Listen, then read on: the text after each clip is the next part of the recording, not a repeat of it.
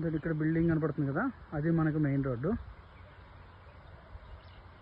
ఇక్కడ నుంచి మనకి ఒక చిన్న డొంక వస్తుంది, ఇది వచ్చే డొంక. ఇక్కడ మనకి ఒక తోట ఉంది.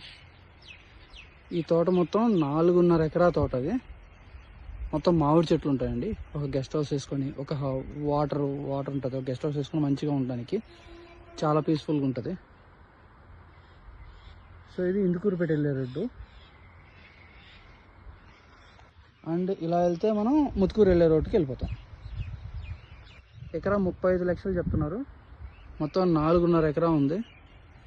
ఒక గెస్ట్ హౌస్ వేసుకొని పీస్ఫుల్గా ఉండడానికి, ప్రశాంతంగా గడపడానికి, చుట్టూ చూస్తే మంచిగా పొలాలు ఉంటాయి. ఒక ప్రశాంతమైన జీవితం గడపడానికి చాలా బాగుంటుంది. ఇది ఎకరా 35 లక్షలు చెప్తున్నారు. సిట్టింగ్లో కూర్చుంటే నెగోషియేషన్ ఉంటుంది. సో ప్రజెంట్ వాళ్ళు 35 లక్షలు చెప్తున్నారు.